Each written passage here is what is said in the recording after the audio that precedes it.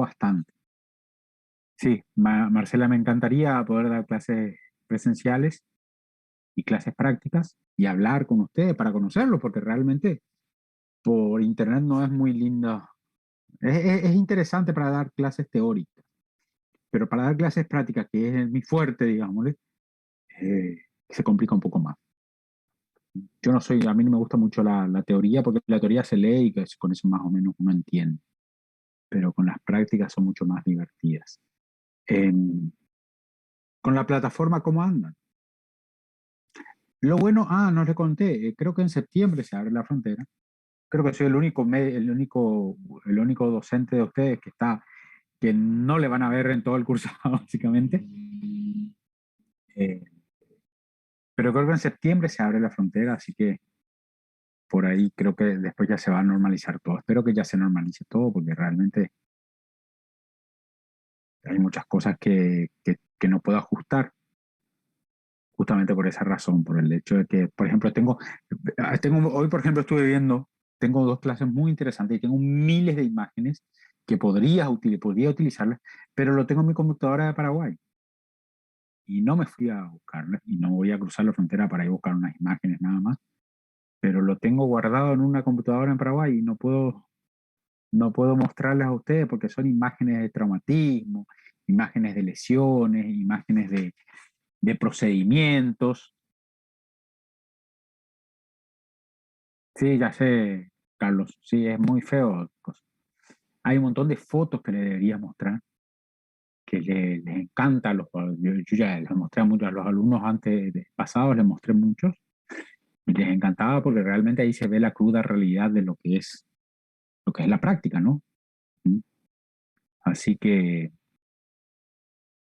espero que se abra todo y podamos empezar a mostrar. No, yo no estoy en Paraguay, yo estoy en Iguazú. Acá enfrente estoy. ¿Eh? Me cuesta bastante, muy pocas veces me voy.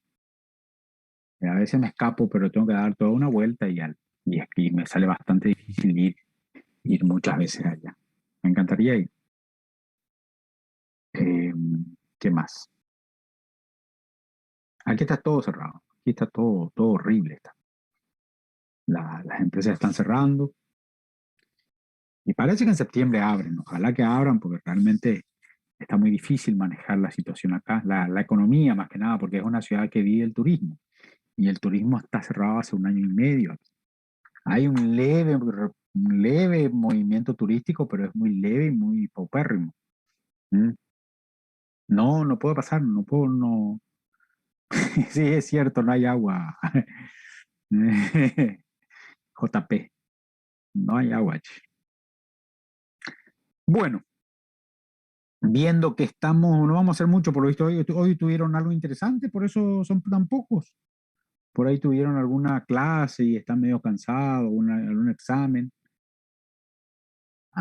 Por eso, qué pena, che. Porque realmente, bueno, se complicó. ¿Están saliendo entonces? Están volviendo entonces. La mayoría de ustedes encima viven en Foz de Iguazú, entonces se les complica bastante. A la pucha. Y bueno, chicos, creo que se pueden grabar las clases, así que empezamos con la parte divertida de esto. Déjenme que me fijo, dame 2 segundos y empezamos, ¿eh? 2 segundos.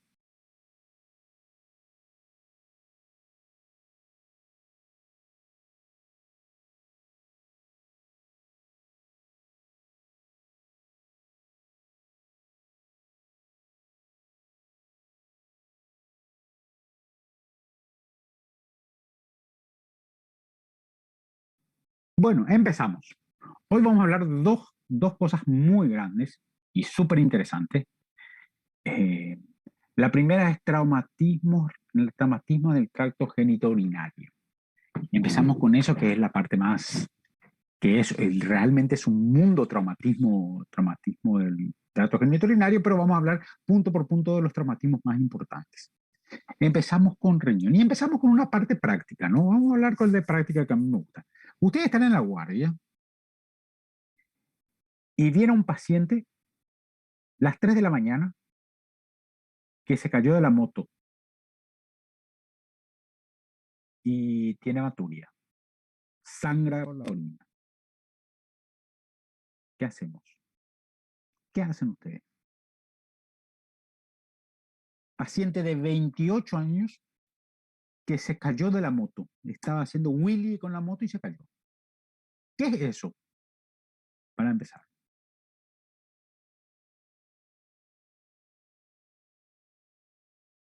Primera pregunta.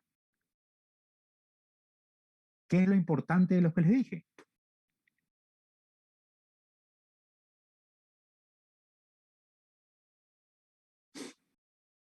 Ah, bueno, sí, es que está un poco... El estado de conciencia, me imagino. ¿Qué significa eso? Que cuando vos estás buscando el estado de conciencia, ¿qué estás buscando, Javier? Que me pueda responder lo que le pregunte, que me pueda dar datos, aportar datos sobre su accidente, ¿Qué sobre estás dónde le haciendo en duele. ese, qué estás haciendo en ese mismo instante? La anamnesis, estoy investigando Y la en esa causa de su anamnesis, ¿qué es lo que hematuria. más vos tenés que ver? Primero que estés consciente, bien. ¿Otra cosa? Y la región donde le duele, donde se golpeó, donde, Perfecto, estás cómo yendo por buen cayó, camino, si Javier. fue, impactó directamente en la zona, ¿eh? Claro, estás yendo por buen camino, ¿eh? ¿Cómo? Estás yendo por buen camino. ¿Mm? Si la vía respiratoria no está bien, Ahmed, perfecto. ¿Qué es eso? Eso es, ¿cómo Se se llama cortó. eso en una guardia? Ver si está consciente, ver la vía respiratoria, los signos vitales, ¿cómo se llama eso? ABC del trauma, exactamente. Lo primero que ustedes tienen que saber, lo primero que estamos hablando ahora, estamos hablando de un traumatismo renal. Lo primero, empezamos arriba, ¿no? Empezamos con traumatismo renal. Lo primero que ustedes tienen que saber es que el traumatismo renal en la mayoría de las veces es parte de un politraumatismo. Lo importante que usted tiene que saber es que el riñón está muy protegido en todo el cuerpo. El riñón está protegido por atrás por los músculos lumbares, por arriba y atrás también por todo lo que es las costillas, por delante por los órganos abdominales. ¿Eso qué significa?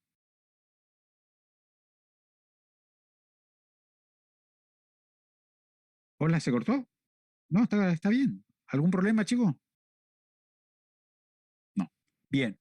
Cuando el paciente viene con un traumatismo renal, lo más seguro lo más seguro es que que nos tenga solamente un traumatismo renal. Lo más seguro es que tiene muchas otras lesiones, porque para golpear y romper el riñón en un traumatismo, el traumatismo tiene que ser bastante fuerte.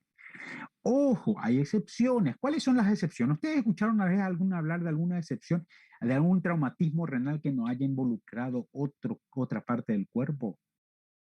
¿En serio no se escucha bien, chicos? Voy a poner ahí voy a poner. ¿Ustedes escucharon alguna vez hablar de un traumatismo renal en el cual no se afecta otra parte del cuerpo? Existe. ¿Ahora me escuchan? Sí, Ah, bien, perfecto, perfecto. Bueno, chicos, la mayoría de las veces los traumatismos renales vienen acompañados de otros traumatismos. Y si uno tiene un traumatismo renal, lo más seguro es que tenga traumatismo en otro lado. Entonces, lo importante del traumatismo renal es primero el ABCD del trauma, que es eso ya respiración, toda esa historia que ustedes ya saben, es decir, mantener los signos vitales y después enfocarse en eso. La mayoría de las veces, cuando tenés un traumatismo renal derecho, también tenés un traumatismo hepático derecho. Y cuando tenés un traumatismo renal izquierdo, tenés un traumatismo de vaso. La mayoría de las veces, a veces se salvan estos órganos. ¿Por qué? ¿Pero por qué tenés estos traumatismos? Porque el hígado, primero que el hígado es mucho más grande y después que es mucho más fácil que se rompa. Lo mismo pasa con el vaso. El vaso es mucho más móvil que el riñón, por lo cual es mucho más fácil que se rompa. Por eso, cuando ustedes tienen un traumatismo renal, también lo más seguro es que tengan un traumatismo vaso, un traumatismo esplénico, un traumatismo esplénico o un traumatismo hepático. Eso por un lado. Cuando viene un politraumatismo, ¿qué aparte del ABCD, qué a ustedes les parece que tienen que saber? ¿Qué es importante en traumatismo renal? Estamos hablando de traumatismo renal, obviamente. Lo que tienen que saber también es cómo se produjo la lesión, porque en politraumatismo, y esto es más de la vida, chicos, no estoy hablando mucho de traumatismo en sí, porque el traumatismo en sí es bastante mucho más fácil.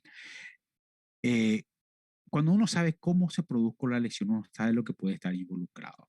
Por ejemplo, si la lesión, muchas veces pasa que el paciente viene en perfecto estado general, pero tiene, por ejemplo, hematuria o tuvo un accidente, el paciente está consciente y no ven nada malo. Pero en el mismo accidente, ¿qué es lo importante saber? Importante saber cómo se produjo el accidente, cuántos pacientes, cuántas personas, quiénes estuvieron involucrados, y lo más importante más saber es saber si alguna otra persona fue lesionada, principalmente si otra persona falleció en el accidente. ¿Por qué? ¿Alguien me puede decir por qué? Exactamente. Para que una persona muera en un accidente renal, tiene que haber un accidente grande. ¿Mm?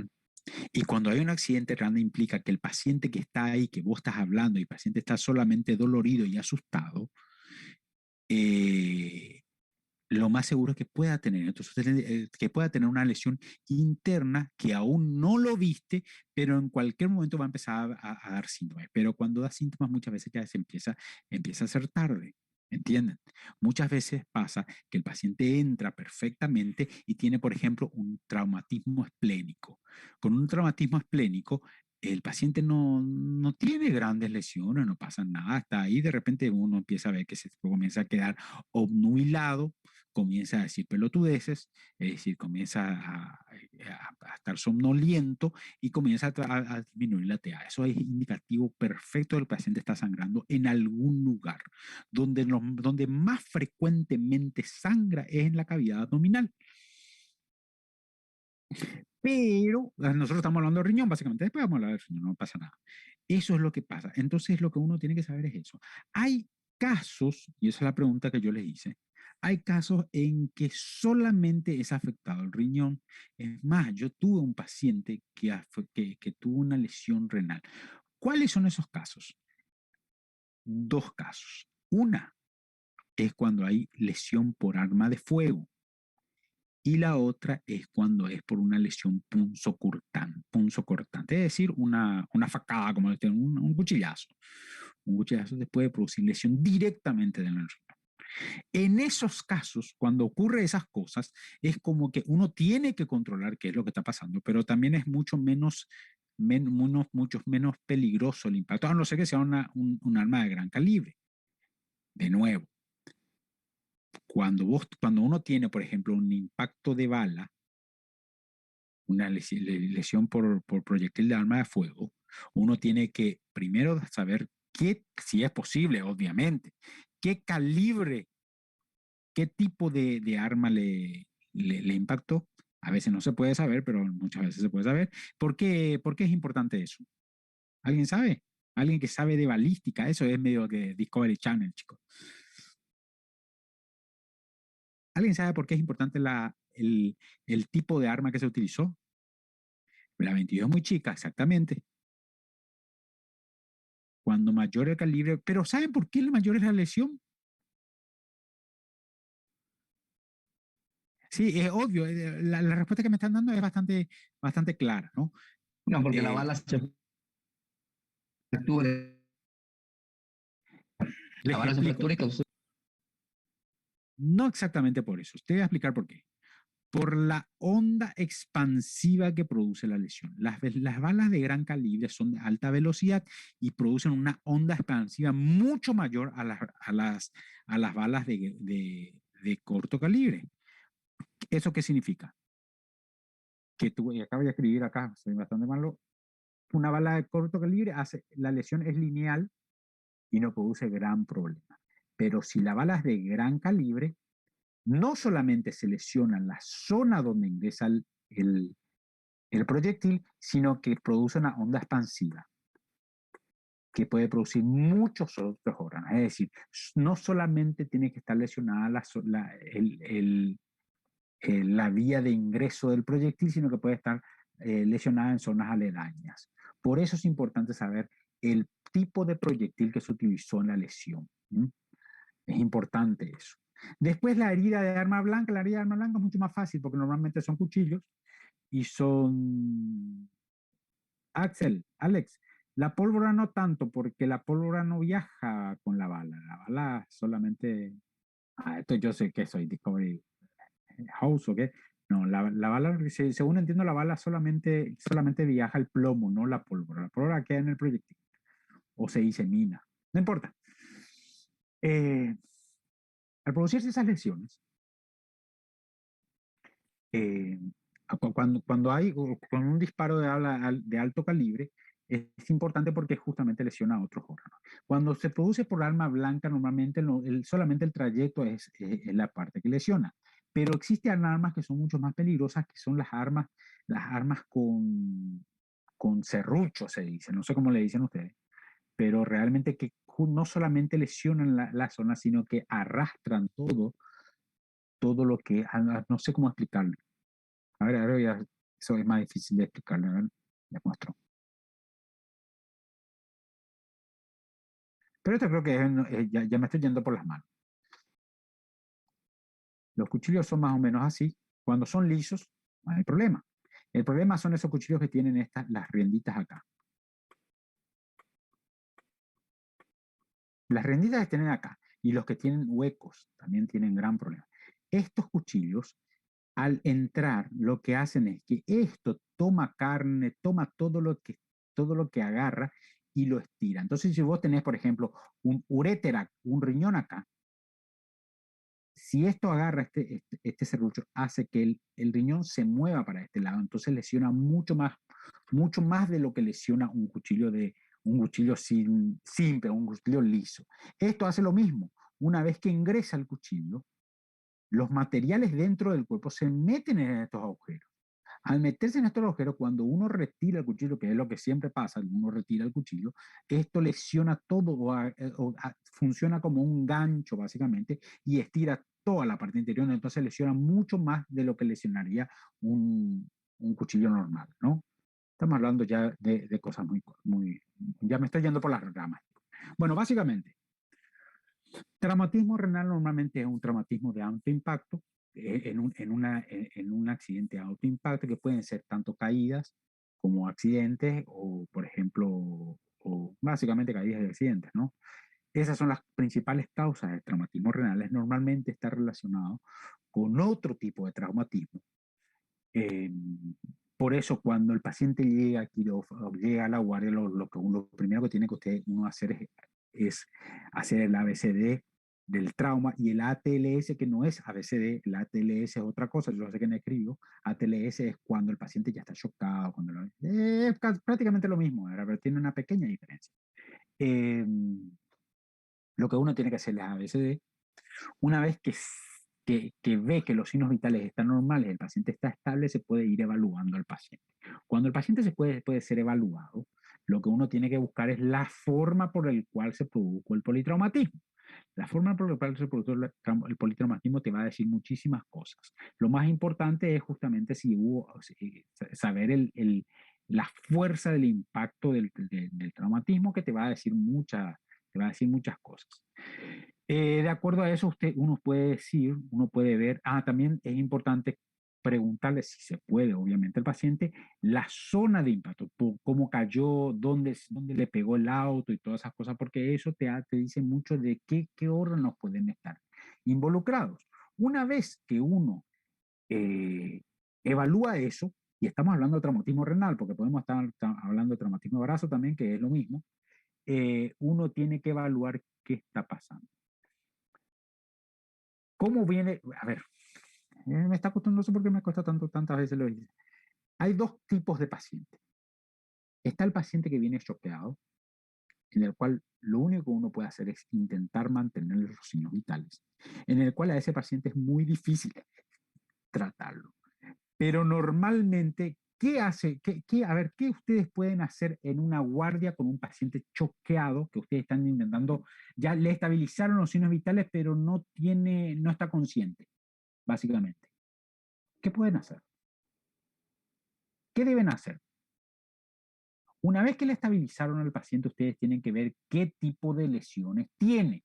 Y a ver, ¿alguien sabe cómo buscar en una guardia rápidamente, ver aparte del tocarle y ver dónde está lesionado, dónde tiene hematomas y todas esas cosas? ¿Qué puede hacer para ver qué tipo de lesiones tiene? ¿Alguien me puede decir? La forma de hacer eso es, bien, Jonathan, está bien. La forma de hacer es con lo que se llama el ECOFAST. ¿Alguien sabe lo que es ECOFAST? Se llama eco del trauma, que es básicamente utilizar el ecógrafo, si lo tienen a mano, obviamente, utilizar el ecógrafo para ver si hay líquido libre en la cavidad abdominal, más que nada en los flancos, que es perihepático y periesplénico, y en el fondo del saco de Douglas. Eso te puede decir, si ustedes, lo que normalmente ocurre es que hacen el ECOFAST y si encuentran líquido libre en cavidad abdominal, ¿qué indica?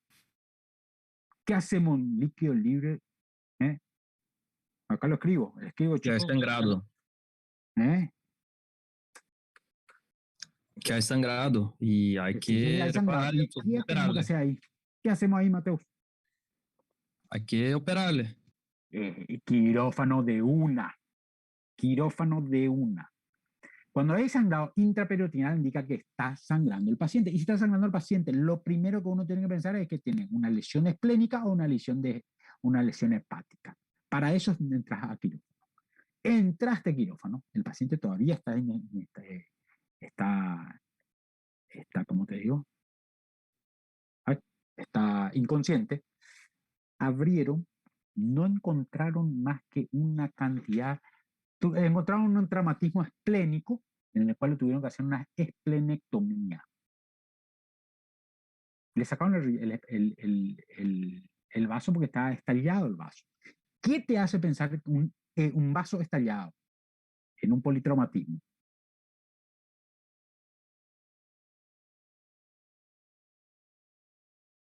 Si vos tenés el vaso estallado en un politraumatismo y tenés, por ejemplo, este paciente y tenés hematuria, ¿qué pensás? Que tiene un traumatismo del riñón izquierdo. ¿Y qué hacemos ahí? Yo les dije la vez pasada, el paciente está mal y está en quirófano.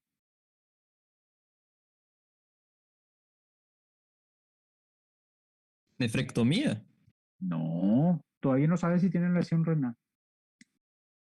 Nunca vas a sacar un riñón si no estás seguro que está lesionado el riñón. ¿Vos estás seguro que está lesionado el riñón, Mateo? No, hay que verificarlo. ¿Y cómo lo verificaría? El paciente está con la panza abierta en el medio del quirófano. La vez pasada, acuérdense de los métodos invasivos y no invasivos. Métodos diagnósticos. Está Ecodoppler. bien la radiografía, pero no es la radiografía, es parte del tratamiento, de la forma de diagnosticarlo.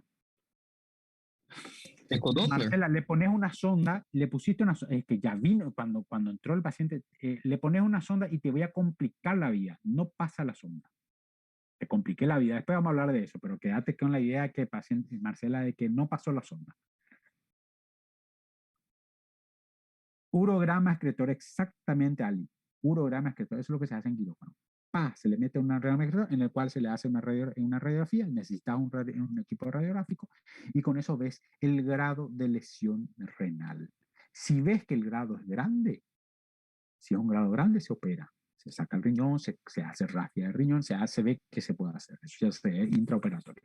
Si no ves una lesión importante, puedes descartar hacer ese procedimiento y cerrar y ves cómo lo solucionas de otra forma. Esa es una forma. Ahora, vamos de vuelta. El paciente está inconsciente con hematuria, pero no tiene ninguna lesión hepática ni esplénica. El ECOFAST salió negativo y tiene hematuria marcada. ¿Qué hacemos? Todavía no entramos ni a quirófano. Volvimos el tiempo. Otro caso. Mismo paciente, el mismo tipo de accidente, hematuria marcada, el paciente está inconsciente y el ECOFAST salió negativo, no tiene nada de líquido. ¿Qué pudo estar pasando? Y el paciente está choqueado, ¿eh?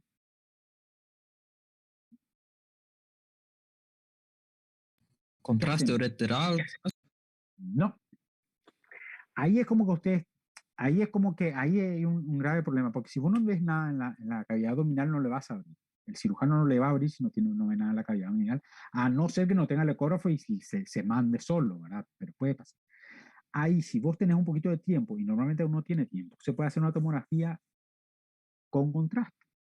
Siempre la tomografía en traumatismo renal, cuando uno sospecha de traumatismo renal, es con contraste.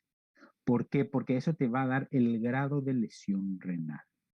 Le haces una tomografía y la tomografía te va a decir si hay algún tipo de traumatismo renal y qué tipo de traumatismo renal y qué grado de traumatismo renal, que ya vamos a hablar, qué grado de traumatismo renal tenés. Con eso ustedes van a poder tomar las decisiones terapéuticas. Básicamente, está estabilizado Wesley, le hicieron la TAC y vio tiene un traumatismo renal grado 1. Y ahora vamos a hablar de eso. Básicamente, cuando ustedes sospechan traumatismo renal, si va a quirófano rápidamente, se hace un urograma excretor intraoperatorio. Si no va a quirófano rápidamente, normalmente porque no tiene el líquido libre en la cavidad abdominal, entonces se puede hacer una tomografía con contraste que te va a decir si hay lesión renal y qué tipo de lesión renal es. Muchas veces entras a hacer la tomografía y te sale un traumatismo renal grado 1 o 2 en el cual solamente se controla, pero otras veces viene grado 4 e incluso grado 5 en el cual sí o sí tenés que operar porque el paciente va a terminar o perdiendo sangre retroperitoneal y va a ser un shock hipovolémico por un hematoma retroperitoneal que no se ve en un ecofast. Se puede ver también en una ecografía, ¿cierto? Eso me olvidé de decir. Se puede ver también en una ecografía, pero es más difícil de hacer. Básicamente eso. Les digo, y después voy a hablar de otro tipo de traumatismo. Vamos a empezar con la teoría. 2 segundos, chicos.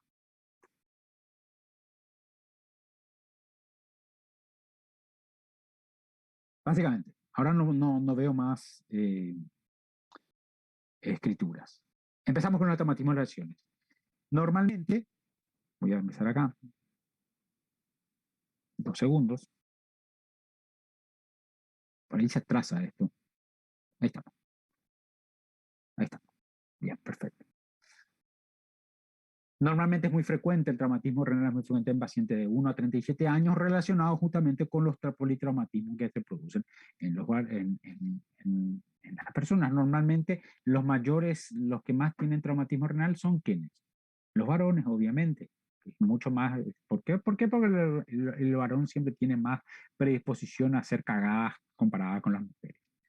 Existe el traumatismo renal por patada en la cancha. Eso yo ya tuve varios pacientes que fueron golpeados, le metieron una patada voladora en la canchita de fútbol y 2, 3 horas de pie, después empieza con hematuria, va a la guardia y tiene un traumatismo renal. Grado 1 o 2 normalmente no son grandes, pero existe eso, también te pasa.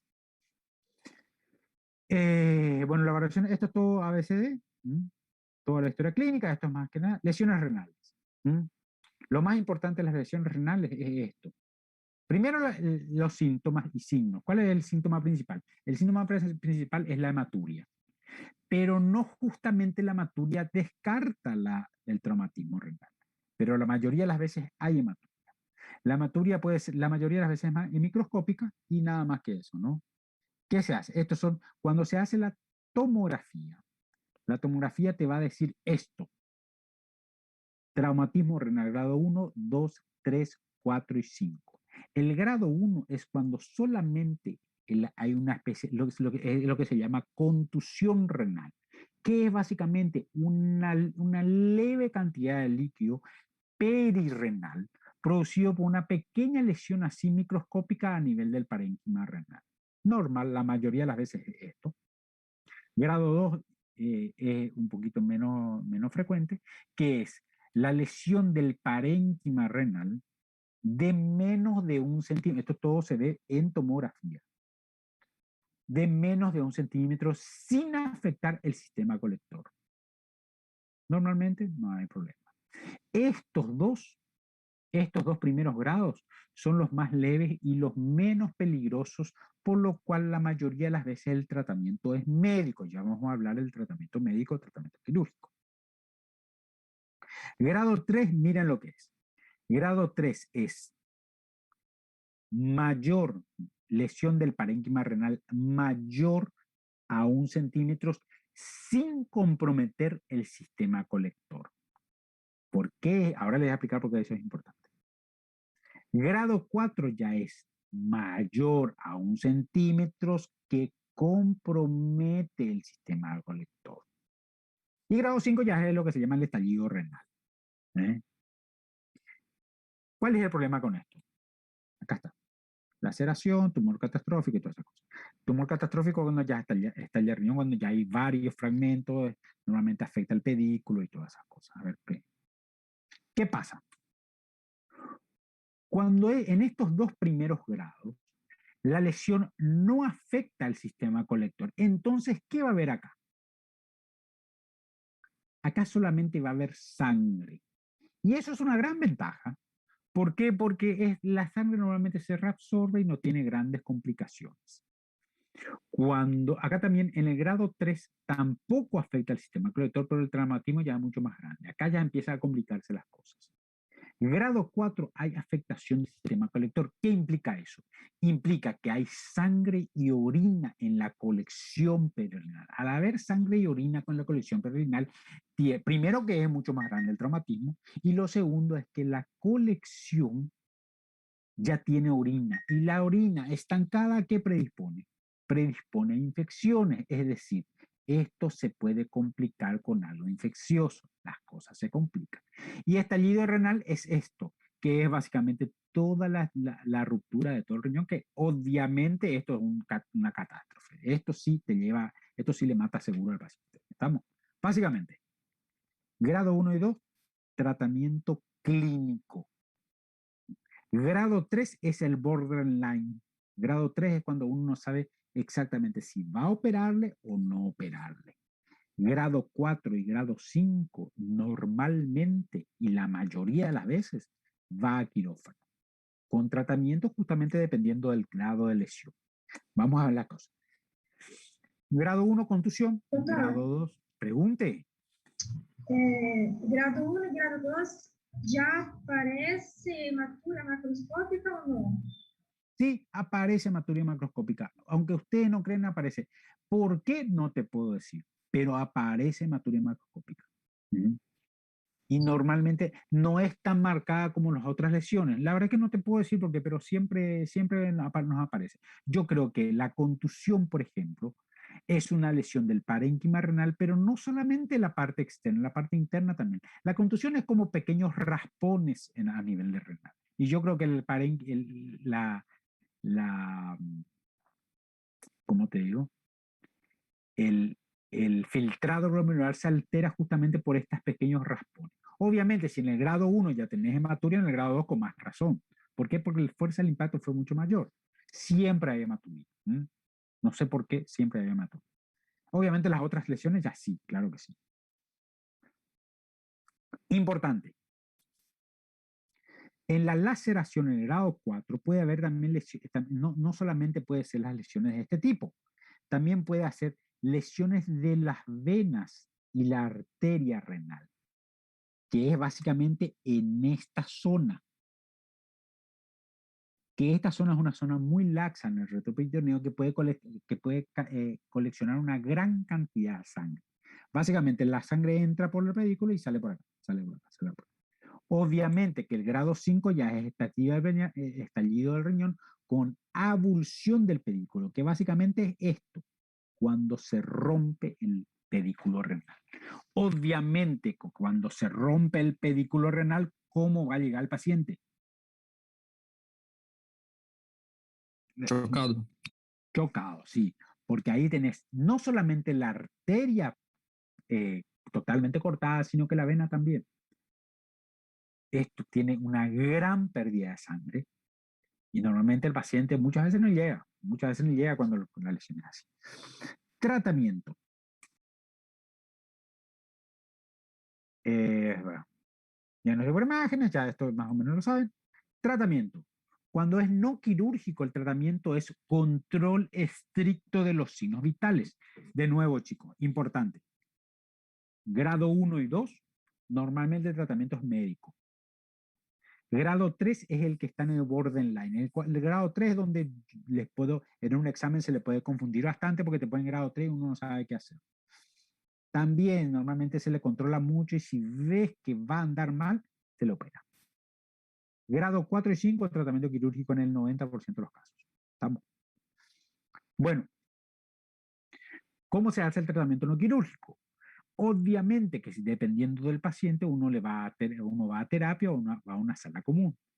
Si el paciente está estable y tiene una hematuria franca, el paciente va a sala común con control estricto de los signos vitales. ¿Cómo se hace? Control estricto es controlar los signos vitales cada 2 horas. Hematocrito, en teoría cada 6 horas. Nosotros lo hacemos cada 12 porque realmente cada 6 horas es muy corto el tiempo. Hematocrito seriado, básicamente. TAC serial, sí, TAC serial se hace más o menos una tomografía cada 24 horas y se puede. Y monitoreo estricto de los signos vitales, eso sí es posible. Eso se puede hacer en sala sin ningún problema. Y eso ya de vuelta les digo, chicos, depende mucho de dónde están ustedes parados. Porque acá yo tengo, por ejemplo, esto es en Iguazú, tengo una sala donde yo puedo meterle un traumatismo renal grado 1 y 2 y sé que me van a cuidar perfectamente los pacientes. Pero tengo otra sala donde si yo le pongo un traumatismo renal grado 1 y el paciente se complica, el paciente va a morir. ¿Por qué? Por la calidad del personal médico y de enfermería que vas a tener en tu servicio. Y esto es ley, chicos, es ley. Por eso siempre digo, fíjense con qué bueyes están arando, porque hay lugares donde podés ponerle al paciente y hay lugares donde no podés ponerle. Básicamente, control estricto de los signos vitales, hematocrito seriado cada 6 horas y tomografía por lo menos una vez al día, en teoría. Sí se puede, obviamente, si no se puede, cosas. ¿Hasta cuándo? ¿Hasta cuándo el control es estricto? Hasta que el paciente deje de orinar sangre. Una vez que el paciente deja de orinar sangre, uno se puede quedar tranquilo cuando es un traumatismo grado 1, grado 2 y grado 3, ahí nomás. Tratamiento quirúrgico depende mucho de lo que estás viendo, obviamente. Si vos tenés un grado 3, un traumatismo renal de este tipo, en un polo, ¿qué podés hacer? Le podés hacer directamente una rafia vesical. Obviamente tenés que hacer una lumbotomía, entrar hasta ahí, hacer un drenaje de la colección que está ahí, que es toda la sangre que podés sacar. Tenés que hacerlo rápido. Y es importante eso, porque una vez que uno entra a la cavidad, al retroperitoneo o entra a la celda renal, el sangrado se acelera. ¿Por qué? Porque la presión que ejerce el hematoma, ¿verdad? La presión que ejerce el hematoma sobre los vasos del riñón hace que el sangrado baje un poco de velocidad. Pero si vos le sacás esa presión cuando vos cortás la gerota, ahí las cosas se complican un poco más. Y es porque igual el paciente se empieza a sangrar de vuelta. Se puede hacer una rafia renal, básicamente agarras y le haces una sutura de esta lesión, que la mayoría de las veces se hace y se hace con un éxito espectacular. Grado 4, ¿qué les parece?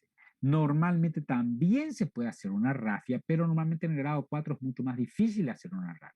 Lo que muchas veces se hace, como la lesión es marcada, se hace una nefrectomía parcial, es decir, se saca esta parte y se pone, prácticamente se hace una rafia acá. Lo que se puede hacer. Si hay una lesión a nivel de la arteria y la vena renal, se puede intentar recuperar la circulación de los vasos, pero la verdad que es muy difícil. Normalmente va a nefrectomía. Nefrectomía simple. Y obviamente estallido renal, uno entra y tiene muchos problemas. ¿Por qué? Cuando uno pasa la gerota, ¿cuál es el problema acá? ¿Alguien me puede decir cuál es el problema cuando entras en un traumatismo renal grado 4? Pues está todo o sistema renal e os vasos e todo o sistema de gestação. Então, não tem Perfecto, mais. perfecto. Primer punto, ¿ese riñón funciona? Mira la foto, ese riñón funciona. Al pedo escriben porque no leo. Mm, Si vos tenés lesionado ya la arteria y la vena renal acá, ¿este riñón funciona? Me parece que no. No, ya no hay forma de que esto funcione. El pedículo renal está vitalizado. Pero vamos a suponer que esto esté vital, pero esté así el riñón. ¿Cuál es el gran problema acá? El gran problema es que sangra acá, sangra acá, sangra acá, sangra acá, sangra acá. Y si vos tenés una avulsión del pedículo renal, la arteria y la vena están abiertas y están sangrando. Ustedes vieron, la verdad que le quería mostrar cuando uno corta la arteria y la vena y empieza a sangrar, el sangrado es tan veloz que no te da tiempo a nada. No te da tiempo a nada. Por eso el tratamiento es mucho más difícil. Normalmente, voy a intentar escribirles así, les explico. Para entrar al retroperitoneo, voy a dibujarlo. Así les explico mejor. Doctor, Sí, pregunten mientras eso. uno paciente con una lesión como esa va a durar máximo ahí que 10 minutos, 5. Con suerte. Sí, con suerte, con todo, con mejor fuerza física. Muy lo que difícil tenga. manejarlo. ¿Cómo se hace? Esto ya me estoy yendo por las ramas también. Vamos a ver, arteria y vena. Vena acá inferior.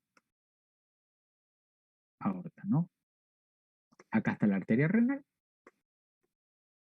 La vena renal. Obviamente que estos dibujitos de primer grado, ¿eh? No vayan a cuestionar mis conocimientos anatómicos aquí o ¿cómo se llama? Mi calidad, no te digo caligrafía. Vos tenés un estallido renal. Cuando vos sabés, por eso es tan importante la tomografía, cuando vos sabés que es un estallido renal en una tomografía, normalmente la tumulombotomía se ingresa por esta zona para hacer la reparación de lo que sea. Vos entras por acá. Y voy a hacer vista de perfil, ¿no? O el ombligo, sí, ahí. Cuando hay una lesión grande del riñón, acá está el riñón, ¿no? Este mismo riñón todo roto, ¿no? Cuando uno tiene la lesión grande del riñón, uno no entra por esta zona que sería esto. Uno entra por acá. ¿Por qué? Porque el peritoneo que está acá está evitando que este riñón comience a sangrar como cosa. Normalmente hay un tapón hemostático ahí muy grande que evita que el sangrado sea profuso. Pero si vos entras por acá y abrís la cápsula de Gerota, que por eso es tan importante, una vez que vos abriste la cápsula de Gerota acá, la presión baja abruptamente, esto vuelve a sangrar y no le da tiempo a nada al cuerpo para sangrar. Entonces, ¿qué se hace? Se entra por acá a través del retroperitoneo, a través del peritoneo, el peritoneo posterior más que nada, se hace no una incisión acá, se hace una incisión acá. Se busca la arteria y la vena acá, la aorta y la vena cava inferior. Si es posible, se busca la arteria y la vena renal, se liga a esta altura la arteria y la vena renal, y una vez que ligaste la arteria y la vena renal, recién abrís acá, por una cuestión obvia.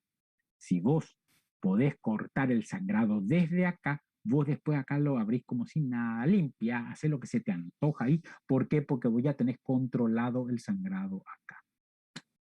Me fui por las manos, por las ramas, chicos. Esta es la forma en que se trata un traumatismo renal. Básicamente eso. Vuelvo a donde estábamos, acá. 2 segundos. Ahí estamos. Por eso es importante la tomografía, porque te va a decir el grado de la lesión renal te va a decir qué tenés que hacer, y de acuerdo a qué tenés que hacer, dependiendo de y si tenés que entrar a quirófano, te va a dar también ¿cómo te digo? Una idea de cómo vas a abordar a ese riñón. Porque un grado 3 o un grado 4 tal vez no sea necesario hacer todo ese quilombo, pero un grado 5 sí. Un grado 5 va a tener cosas. Ahora, vamos a suponer que ustedes no tienen, no lo pueden, entonces lo dejan al paciente con grado 4 con tratamiento médico.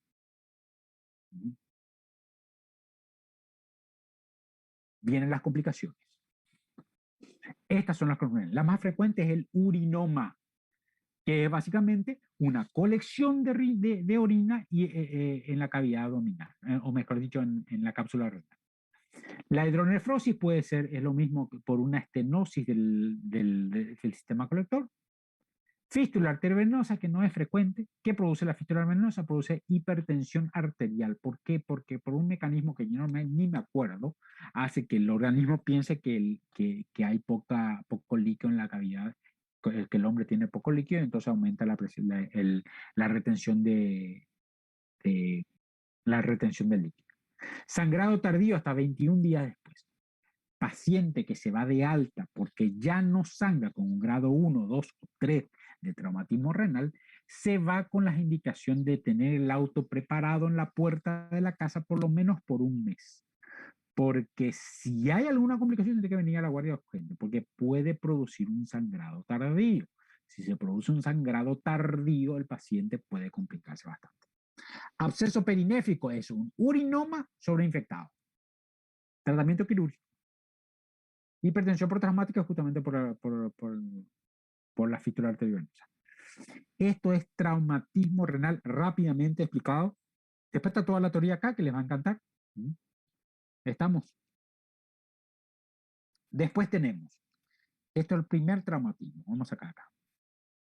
Ay, no sé dónde. Epa, algo pasó. ¿Me escuchan? Porque hice cagada acá. Sí, sí, escucho. Perfecto.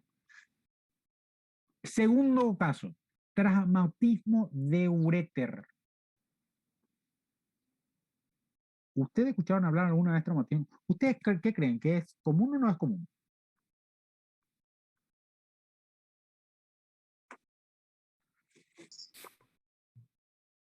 ¿Es común o no común un traumatismo de uréter? ¿Saben lo que es un uréter? El uréter es una cosita, le hago otro al dibujo.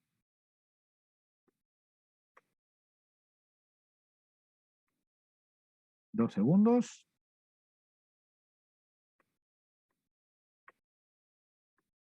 Oh, qué feo que mi dibujo. Bueno, no importa. ¿Es común o no? Voy a leer acá porque están escribiendo todo. ¿Por qué escriben? Si saben que no le leen, los escucho. Común, doctor. Es muy común, bastante común. ¿En qué momento se puede? Porque fíjense, el problema del uréter es lo siguiente. Primer punto, les cuento una anécdota. Un paciente, yo hace 1 año y medio, y justamente esa foto la quería mostrar y que lo tengo en otra computadora, por la cual no les puedo mostrar. Hace aproximadamente 2 años, recibí un paciente que era un dueño de lo ajeno, digamos, un ladrón. Entró a un domicilio y el dueño del domicilio le recibió con dos cuchillazos. Le agarró acá, vamos a ver, en la espalda le dio 2 cuchillazos, pero 2, chicos. Metió el cuchillo acá y metió el cuchillo acá. No van a creer que este cuchillo fue al riñón. Traumatismo renal grado 3, no, grado 4, grado 4. Pero leve, no fue necesario ni cirugía ni nada, por suerte, porque fue puntiforme. Cosa rara, ¿eh? Normalmente si es por el traumatismo. Este fue directamente al uréter, pero sola y exclusivamente al uréter. Seccionó el uréter. Lo cortó al medio. ¿Es frecuente que pase eso? No, no es frecuente, chicos. Es muy infrecuente. Infrecuente una lesión, es muy infrecuente la lesión traumática del uréter. ¿Por qué? Primero porque es un cordón muy fino, muy chico. Es largo, sí, pero también está muy protegido por las psoas y todas esas cosas. No es algo frecuente. Pero es frecuente la lesión traumática, la lesión del uréter iatrogénico. Y ahí está el secreto. ¿quiénes son los que lesionan con más frecuencia el uréter? Aparte de los urólogos por una cuestión obvia. Doctor, ¿y en boxeadores traumático, lesión del uréter? No, es Tampoco. imposible. ¿Por qué te explico? Porque primero que es largo, es fino, es corto, es chico, pero también es móvil. Ese es el gran problema del uréter. Entonces, cuando vos le pegas, se mueve, gira por un lado por el otro, entonces es muy difícil lesionar el uréter, a no ser que le des justamente con un cuchillazo, como le pasó a este paciente. Claro. Pero hay muchas lesiones de uréter. Y ahora pregunto, la mayoría de las veces es iatrogénico. Y ahora le pregunto, ¿por qué ustedes creen que va a ser iatrogénico una lesión del uréter? Por su proximidad con la arteria uterina. Muy cerca estuviste, Clayton. Sí, tenés razón. Tenés razón y no tenés tanta razón. La razón es porque, ahora te pregunto, ¿quiénes son los que más frecuentemente lesionan? Normalmente le lesionan mucho los obstetras. Los obstetras son campeones en seccionar el uréter, pero campeones lejos. Y uno dice, son unos pelotudos, ¿cómo no van a distinguir cualquier cosa del uréter? Chicos, ¿ustedes vieron alguna vez una cesárea de urgencia?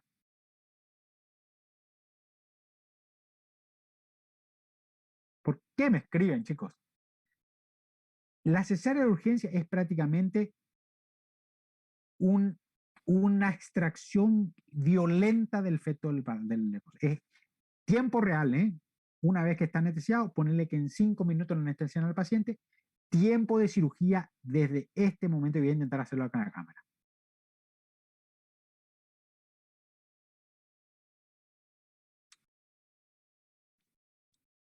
Sacaron el bebé. ¿Cuánto tiempo tardaron? 1 minuto, 2 minutos a lo sumo.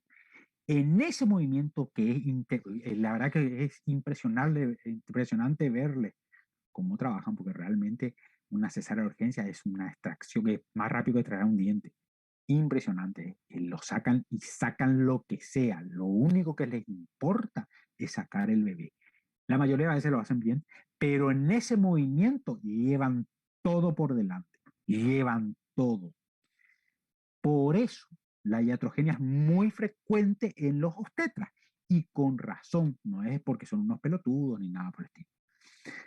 Básicamente, normalmente las lesiones de uréter, los uréter son iatrogénicos por traumatismo o cirugías de la pelvis, cirugías mayores de la pelvis, porque si es una cosita simple es muy difícil que lo haga.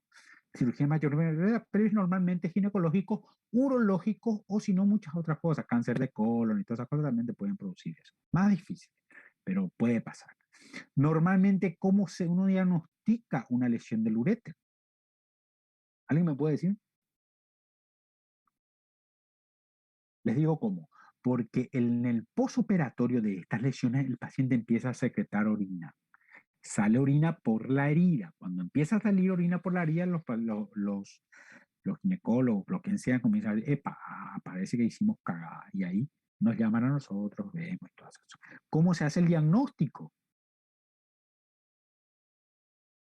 ¿Cómo harían el diagnóstico? El diagnóstico se hace con urograma excretor. ¿Por qué? Porque vos le echas, hace que el urograma hace que el contraste entre por acá, pase por acá y acá se va a llevar a todos lados. O si no, una pielografía ascendente, que también puede ser, que es básicamente entrar por acá, entras, buscas, metes por acá por el uréter, pintas toda esta zona y por acá sale el otro. La mayoría de las veces son completas las lesiones. Y el tratamiento es, dependiendo del lugar de la lesión, si es una lesión superior, que son las menos frecuentes, se puede hacer una rafia del uréter. Y también es importante si es una sección completa o incompleta. ¿Por qué? Porque una sección completa del uréter te da muy pocas posibilidades de que puedan unir los cabos. Pero en la sección parcial, vamos a hacer otro dibujo, y esto es importante. Vamos a hacer un uréter más grande. Una sección así, que es solamente esta zona, hace que la lesión normalmente no sea importante, por lo cual con un drenaje, que es un catéter doble J, con un drenaje, eso le da sequedad y tiempo al lugar para que esto se cierre y normalmente cicatriza sin ningún problema. Complicaciones que esto te produzcan una estenosis ureteral por la lesión. Ahora, si es una sección completa, obviamente no vas a poder pasar el catéter, entonces tenés que hacer una cirugía abierta para hacer una rafia del uréter, que muchas veces es factible y muchas veces no es factible. Una de las causas que no sea factible es cuando el uréter se lesiona en la parte final, en la parte distal, más que nada. Cuando hay una lesión en el tercio distal del uréter, y es completa, obviamente, cuando es incompleta no pasa nada. Cuando es completa, no se puede hacer porque la inervación de esta zona ya está muy fallida, muy destruida, por lo cual, por más de que haga una restenosis, una rafia del uréter, el uréter va a ser hipofuncionante y va a terminar con un reflujo vésico-ureteral. No es buena idea. Entonces, ¿qué se hace?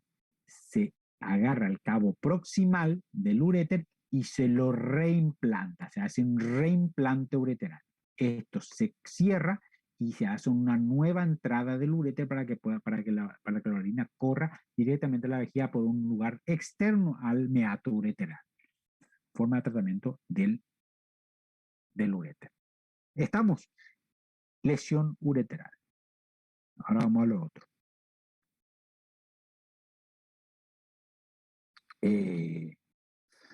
Otro caso.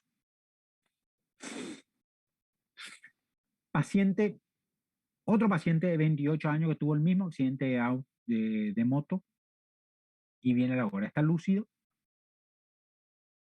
Está lúcido, tiene un golpe muy fuerte en la zona de pecho y tiene un traumatismo de fémur. Le estabilizaron el tratamiento, el fémur, le va a venir el traumatólogo a verle en algún momento y listo. El paciente siente un dolor abdominal. Después de 3 horas, el traumatólogo nos vino, le estabilizó y le dijo, bueno, mañana le voy a operar. Pero después de 3 horas de que ustedes le atendieron, el paciente empieza con dolor abdominal, que hace una tabla abdominal y el paciente tiene líquido libre en la cavidad abdominal. ¿Qué hacemos? El paciente está estable, ¿eh? El paciente no tiene gran problema.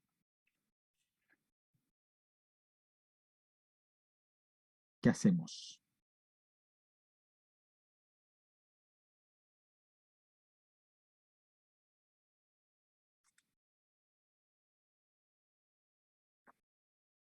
Alguien escribió acá, vamos a ver qué dicen. ¿Por qué, men? Track con contraste, el track con contraste, le pintan el track con contraste, los riñones están en perfecto estado, los uretes están en perfecto estado. En la evaluación tardía de la tomografía, no se ve globo vesical, se ve líquido libre contraste en la cavidad abdominal. ¿Qué pasó?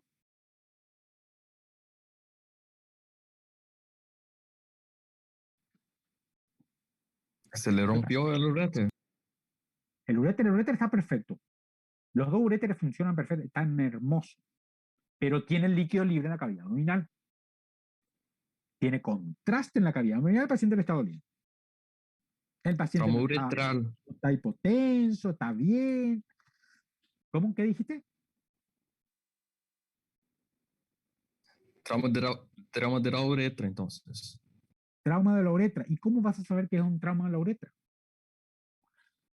La tomografía no pintó la vejiga y no pintó la uretra, menos todavía. Vejiga. ¿Por qué Wesley vos pensás que es vejiga?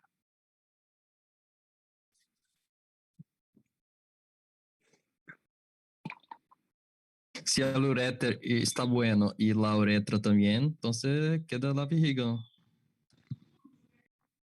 Este paciente tiene un trauma de vejiga, pero, a ver, hay algunas cosas que tenemos que saber antes de esto. Cuando un paciente tiene un traumatismo de pelvis, acá yo le puse fémur porque no quise decirle pelvis porque ya era muy fácil si era pelvis, ¿no? Exactamente. Lesiones extraperitoneales, muy bien, Wesley. Básicamente, cuando hay un traumatismo de pelvis, sea por la causa que sea, lo que ustedes tienen que hacer, ¿qué era? Era hacer una uretrocistografía antes de colocar la sonda vesical. La uretrocistografía es lo que pinta. Yo les expliqué la vez pasada.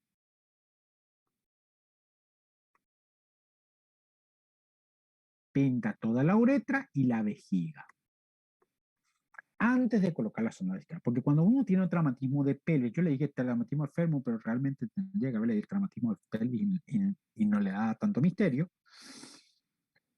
Cuando ustedes hacen una uretrocistografía, ustedes pintan todo lo que es la uretra y pintan la vejiga. Cuando uno pinta toda la uretra, uno puede ver que no hay lesión uretral. Cuando no hay lesión uretral, uno puede poner sin ningún miedo la sonda vesical. Normalmente se pone la sonda vesical y una vez que se pone la sonda vesical, se carga la vejiga con material de contraste hasta que el paciente tenga muchas ganas de orinar. Ahí se le saca otra radiografía y se ve qué cosa, se ve el globo vesical. Todo con mucho líquido, mucho contraste adentro, y ahí uno puede ver si hay lesión vesical o no. Si no ocurre esto, uno tiene que hacer una radiografía abdominal para ver si el contraste se fue a la cavidad abdominal. ¿Por qué? ¿Alguien me puede decir por qué?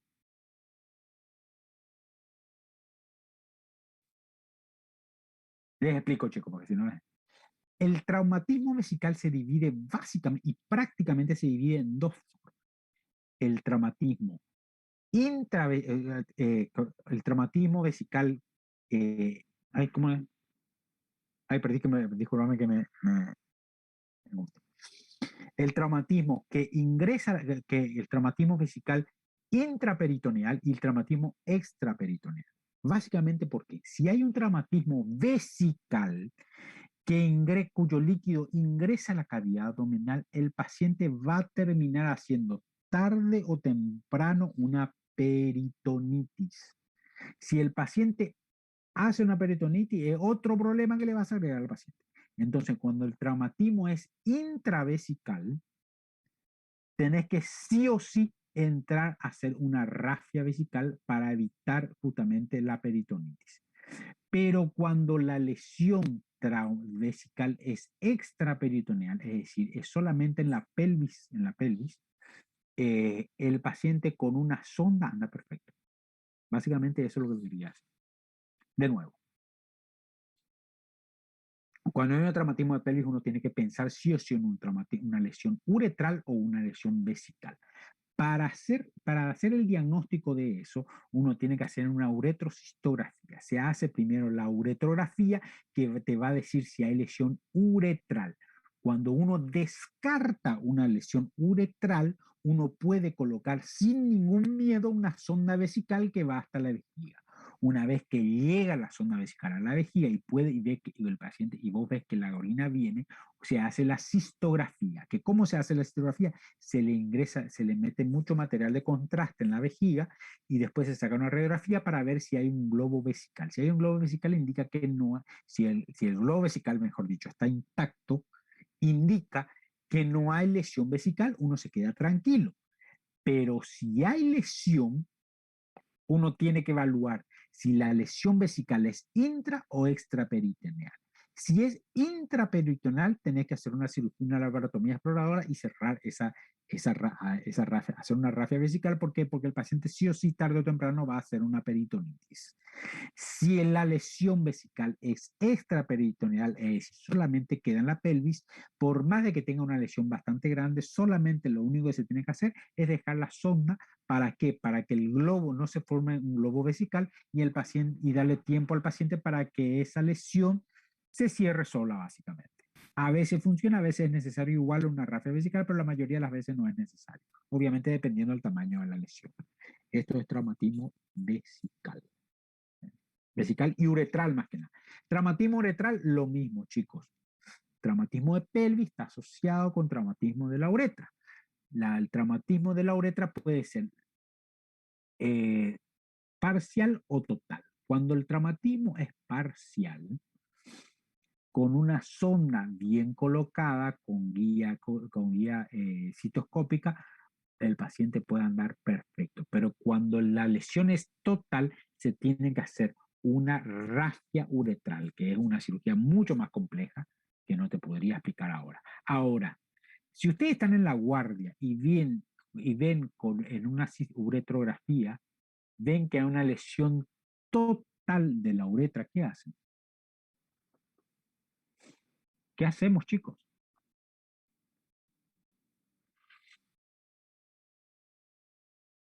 No sé, una sonda vesical. Pero no puede pasar la sonda vesical si hay una lesión completa acá. ¿A dónde va a ir tu sonda? No. Una Se talla hace vesical. una talla vesical, cistostomía suprapúbica se llama. Se mete en la vejiga una sonda, pero por la cavidad, por una región infraumbilical. Una lesión, una Era herida eso. infraumbilical. No sabía el nombre. Sí, perfecto, se hace por acá. Yo tengo un montón de pacientes que le hice eso. ¿Eh? Entonces, con eso vos defuncionalizás esta zona y después podés ir a hacer la rafia en el momento que vos quieras. Es decir, te tranquilizas. Después tenemos lesión de testículo. ¿Es frecuente?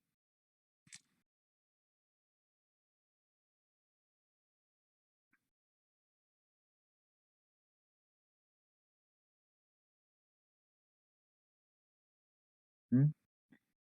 La, la lesión de testículo, ¿es frecuente? Claro que sí, es muy frecuente la lesión de testículo. Tratamiento. Básicamente el tratamiento de la lesión, y esto yo no lo tengo escrito acá porque no es muy práctico, no tiene mucha historia. Si hace un hematoma, si es posible, se le deja al hematoma que se reabsorba sola. Si se sobreinfecta, se hace un drenaje. Justamente hoy hice un hematoma de pene, hoy con pena que no le saqué foto. A ver si tengo. Deme 2 segundos y a ver si tengo fotos del PNS. Creo que no. Puede hacer una pregunta. Pregunte. No caso anterior, cuando se tenía un trauma de uretra, Sí, dijiste que podría ser una rafia y una rafia, sí. si no lograse, haría que se pone una sonda por la cavidad abdominal. No, Marcela, te explico. Cuando vos estás en la guardia y vos no sos uróloga, pero vos podés hacer una uretrografía. Es decir, puedes ponerle contraste aquí y ves si la lesión uretral está ahí. Si hay una lesión uretral si vos ves que acá sale contraste, pero el contraste entra hasta acá, uno puede probar poner una sonda vesical. La mayoría de las veces pasa la lesión y entra acá, pero muy cuidadosamente eso se hace, porque muchas veces la sonda, en vez de seguir por acá, hace esto y se mete acá. Ahí hay un problema. Hay que tener que hacer talla vesical. Ahora, si la lesión es completa, no vas a poder hacer eso. ¿Qué vas a ver? Vas a ver que el contraste viene hasta acá y acá se disuelve todo, va para otro lado. Y nunca vas a llegar a la vejiga. Nunca tu contraste va a llegar a la vejiga. Cuando eso ocurre es porque tenés una lesión completa. Cuando vos tenés una lesión completa no lo vas a poder poner una sonda, entonces vas a tener que hacer una talla vesical, que es una sonda por acá que va directamente a la vejiga y desfuncionalizar eso. Normalmente eso lo hace un urólogo. Pero ¿qué pasa? Esto se hace con anestesia local, lo haces en la guardia sin ningún problema. Esto lo haces en quirófano, tenés que pedir que venga el anestesista, que esto, que aquello, y las cosas se vuelven un poquito más difíciles. ¿Mm? La mayoría de las veces se dice que cuanto antes se hace la rafia vesical, la rafia uretral es mejor, ¿verdad? Porque más rápidamente se recupera el paciente, pero eso es muy relativo, eso todavía estamos peleando nosotros sobre eso. Eso es básicamente lo que es lesión uretral. Dígame. Pregunte, Se Marcela. desfuncionaliza para siempre, no hay lo que hacer. No. Se desfuncionaliza hasta que se haga la rafia acá, pero en quirófano eso también tranquilo. es. Esto queda, la talla vesical queda hasta que esto se pueda solucionar. De nuevo, eso en guardia. En quirófano las cosas cambian. ¿Ah? Los criterios son totalmente distintos, uno ya tiene mucho más elementos para trabajar, entonces es mucho más fácil. Fíjate, si vamos a suponer, si ahora me llaman a mí y me dicen, tenés una lesión de uretral y tengo el anestesista arriba y el equipo arriba, yo directamente no le hago ni talla, yo le meto a quirófano y le soluciono ahí mismo el problema. ¿Ves? Pero muchas veces no tenés esa ventaja. Pero vos tenés que sacar la orina por algún lado. Le haces una talla vesical. Normalmente le llaman al cirujano o al urólogo para hacer eso y lo hacemos sin ningún problema. ¿Estamos? De nuevo, esto es anestesia general, esto es anestesia local. Traumatismo de testículo, muy frecuente luego. Normalmente lo que produce es un hematoma. El hematoma normalmente se reabsorbe. No hay orina en esa zona, entonces no es frecuente que produzca un absceso, pero ocurre. A veces ocurre que hay un absceso. Lo mismo traumatismo de pene. Traumatismo de pene es como un traumatismo del brazo, no hay problema. Se hace una rafia de lo que sea, y si hay un hematoma se controla, se intenta evitar que el paciente que se reabsorbe el hematoma. Si se sobreinfecta, cosa que hoy a mí me pasó, hoy hice un drenaje de un hematoma peniano, pena que no le saqué foto, qué boludo. Se hace el drenaje y una vez que se hace el drenaje se soluciona el problema. Básicamente eso en cuanto a traumatismos. ¿Qué otra cosa? Ahora les muestro algo. Vamos a ver. Esto le quería mostrar, esto la vez pasada estuvimos hablando. Esto era una litiasis coraliforme, que esto es de la clase pasada, chicos, pero quería mostrar porque ahora encontré y dije, le voy a mostrar a los chicos. Esta era una litiasis coraliforme, miren cómo tiene forma de coral, que estaría la pelvis renal, y esto es todo pus. Esto es la mitad de la pus que tenía, la mitad del pus que tenía. El resto es todo. Y esto es un riñón, esto es el parénquima renal, que prácticamente está destruido. Esto es la grasa perinéfrica, y mira lo que es. Esto es una desgracia para el paciente. Esto es uno. Espera un poquito, vamos a sacar esto. ¿Qué más tenías que mostrarle? Eso está todo hidronefrótico. Era todo hidronefrótico, sí, estaba un desastre. ¿Tengo algo más? Listo, eso nada más. ¿Dónde está acá? Traumatismo de las vías urinarias. Bueno, ese es por un lado. ¿Qué hora es? 7:48. Damos 5 minutos y después seguimos. Vamos a seguir con tumores renales, que es otro tema bastante interesante. 5 minutos, chicos. Voy a tomar una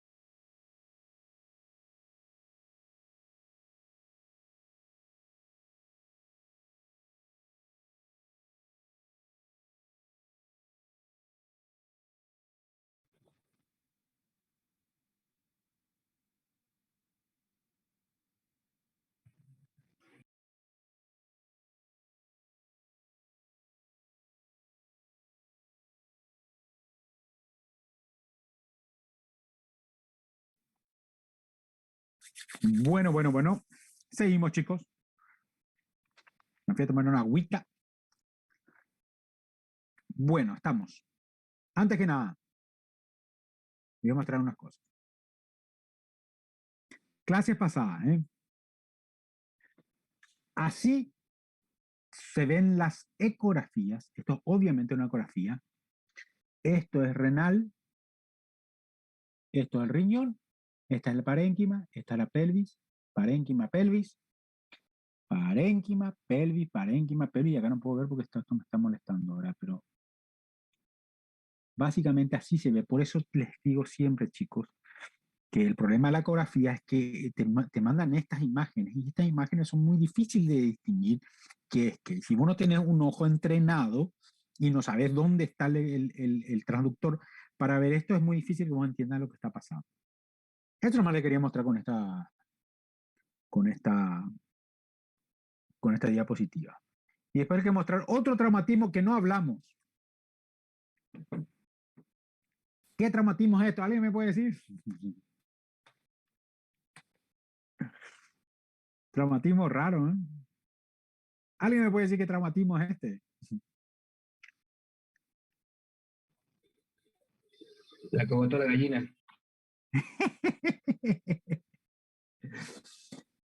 Traumatismo de pene. Fémur fracturado. Está bien.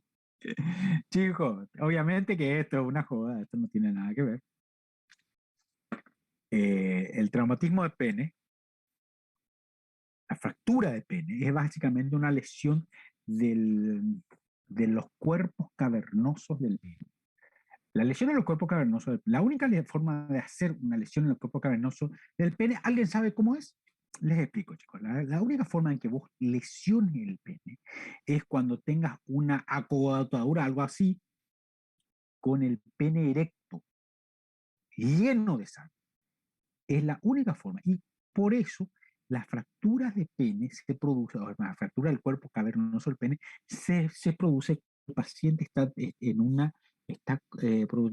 teniendo sexo vigoroso. No es un sexo tranquilo, no, cuando esté teniendo sexo bastante fuerte, digamos. Hard sex, como dicen. Hard sex no, estoy hablando de pavadas, estoy hablando. Sexo duro, básicamente.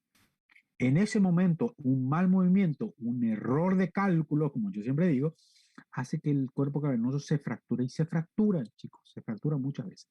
¿Qué pasa? El paciente siente un crash, siente un dolor y automáticamente el pene se pone flácido. Automáticamente. Y se pone morado. Así viene el paciente. Normalmente el paciente viene 2 días después. Gran error. El paciente tiene que venir al toque. ¿Por qué? Porque el tratamiento es solamente quirúrgico. Si vos no solucionás el tema de la fractura de pene, el cuerpo cavernoso se va a terminar haciendo una especie de fístula y el paciente va a dejar de ponerse eréctil, le va a costar mucho ponerse eréctil. Ese pene termina con una disfunción eréctil si no se trata a tiempo. Básicamente es eso. No sé por qué ahora les dije esto, ¿verdad? Porque encontré esta cosa, entonces me hizo acordar. Bueno, otra historia. Vamos a lo serio. No, ojo, esto es serio. Fractura de pene existe. Es muy frecuente. Tratamientos quirúrgicos con una rafia del cuerpo cavernoso. Y normalmente el paciente viene 1 o 2 días después con el pene morado y muy acongojado el paciente. Siempre tiene mucha vergüenza de contar lo que le está pasando, pero es muy frecuente. Yo en estos últimos, creo que el año pasado tuve 2. Ahí, y 2 para un año, para un solo urólogo. 2 de estos es bastante frecuente. Estamos, por un lado. Ahora hablemos de otra cosa que esto sí es importante. Bueno, el otro también. ¿Dónde está? Acá está. Tumores renales. Esto sí es complicado. Viene un paciente, 54 años, a la guardia, una paciente, 54 años con hematuria. ¿Qué hacemos? Hematuria macroscópica. ¿Qué hacemos? Nada más. Solamente hematuria macroscópica. Ahí le tranquilizamos y le hacemos sus exámenes después. Perfecto, Mateo. Le tranquilizás porque está en una guardia a las 2 de la mañana, el paciente está asustado. Está muy bien. Y le haces un examen. ¿Qué examen le harás?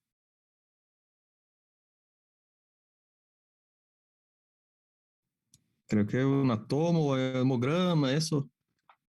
¿Qué es lo primero que harías en una hematuria? ¿Qué es lo primero que tenés que pensar? Una orina simple. Bien, perfecto.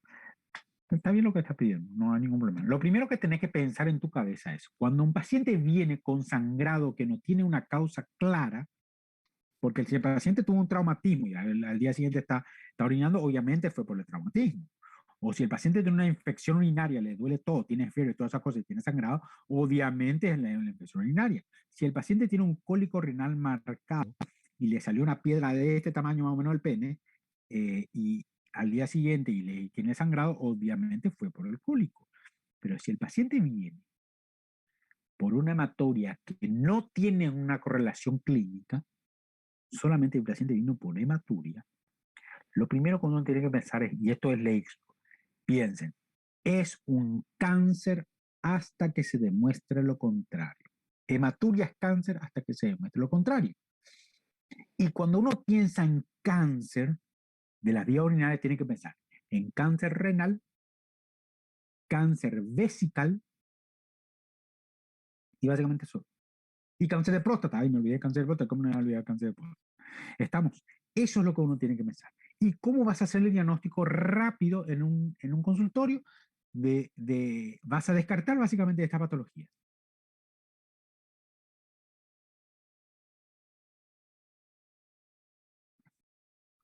Cuando ocurre esto, lo que uno tiene que, para descartar esto, lo primero que tiene que pedir es una ecografía. La ecografía es espectacular para este tipo de casos.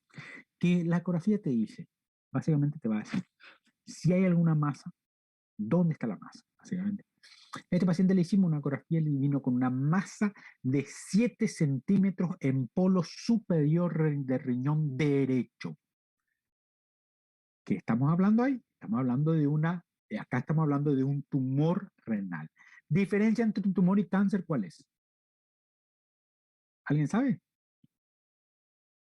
Siempre tenemos que saber que tumor puede ser benigno o maligno. Cáncer siempre es maligno. Entonces, viene el paciente con una ecografía que dice que tiene un tumor de 7 centímetros a nivel del polo superior del riñón derecho. ¿Dije derecho? Sí. Derecho. ¿Qué hacemos?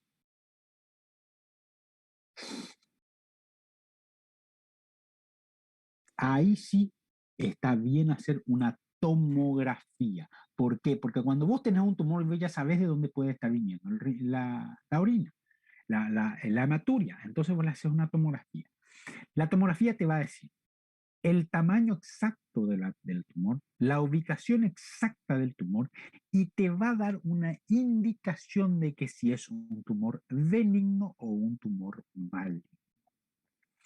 Las características del tumor benigno son, por eso siempre se pide una tomografía de abdomen y pelvis con y sin contraste, porque el tumor benigno tiene dos formas de cosas. Si es un, ¿cómo te digo? Un adenoma nada más.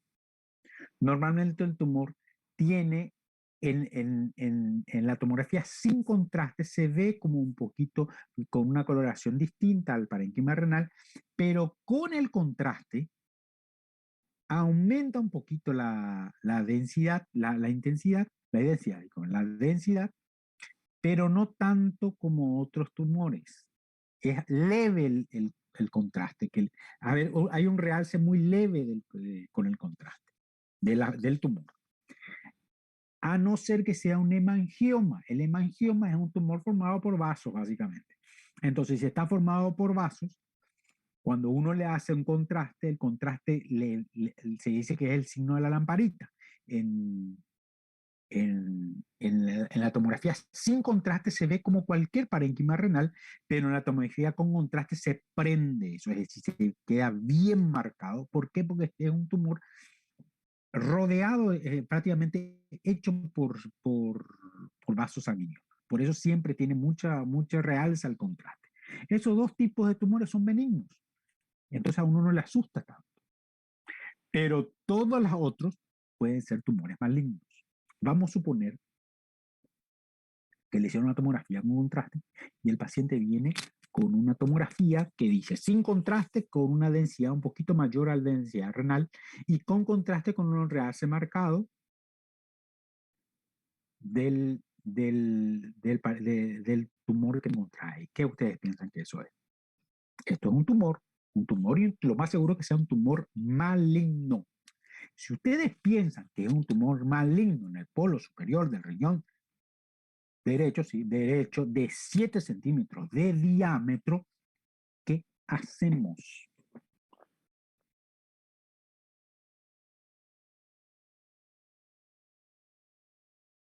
Alguien me dice, ¿le hacemos biopsia? Sí, creo que sí. No. ¿Sabes por qué? Te explico. Ahí vamos a ver quién es que está mintiendo acá. Bien, está bien, Cleto. Les explico. ¿Por qué no se hace biopsia en riñón? Ahora le voy a hacer un dibujo. Básicamente, acá está la gerota, ¿no? Si tienen un tumor acá y ustedes meten una aguja acá, cuando sacan el material, este tumor, al sacar el material, hace una siembra acá, acá, acá, toda esta zona. Y el paciente pasa de ser un T1 a un T4. Cambia totalmente el estadio evolutivo. Por eso un tumor de este tamaño se hace tal como le dijo Clayton, si no me equivoco, se hace una nefrectomía radical. Se saca el riñón. Con la gerota alrededor, acuérdense lo que era la gerota, creo que les dije la pasada, se saca todo el riñón. Todo el riñón normalmente se saca si es de 7 centímetros. ¿Por qué? Porque las posibilidades de que este sea maligno es muy grande. Se saca todo y después se pregunta básicamente. Vamos de nuevo. La tomografía, y voy a borrar esto. La tomografía tiene la característica darte una idea más o menos, nunca te hace el diagnóstico preciso, darte una idea de qué tipo de tumor es. Te dice la ubicación, voy a salir esto acá. Te da la idea de, un momento chico porque se me está, ahí está. Te da la idea de qué tipo de tumor es, te da la ubicación exacta del tumor y te da lo más importante, que es esto. ¿Dónde está? TNM. El TNM te dice exactamente en qué estadio evolutivo está este tumor. Normalmente, si es de 7 centímetros, está acá, es un T2. Es importante esto. Volvamos al caso porque esto es importante. Básicamente, cuando le haces un T, el paciente le da eso. De acuerdo al tipo de T que sale, o al TNM del paciente, le puede hacer una u otro tipo de cirugía. La mayoría de las veces se hace nefrectomía radical, pero hay casos en el cual no se hace, que dónde está, que es en T1A y T1B. ¿Por qué? Les explico. Vamos a hacer un dibujo. Y tiene también sus casos. Ahí está, ahí está. No, acá lo puedo hacer. Acá mismo lo voy a hacer. T1A es un tumor limitado al riñón de menos de 1 centímetro. Pero es importante la ubicación de este tumor, porque si vos tenés un tumor de 5 centímetros acá, 5 centímetros acá, o 5 centímetros acá, las cosas cambian. Porque hacer una nefrectomía parcial, que muchas veces se puede hacer, acá se puede. Acá imposible hacerlo. ¿Por qué? Porque todos los vasos están acá. Acá también se puede, pero ¿cuál ustedes piensan que es más fácil hacerlo? Obviamente que el del polo inferior. ¿Por qué? Porque la incisión para hacer la nefrectomía se hace acá. Por eso es mucho más fácil sacar. Por la suprarrenal también, ¿no? Claro, también no es fácil sacar un tumor en el polo superior. Claro que sí. Es bastante difícil. T2 de 7 centímetros también se puede sacar, pero ya es mucho más difícil porque ya tiene 7 centímetros al paciente y las posibilidades son mucho más difíciles.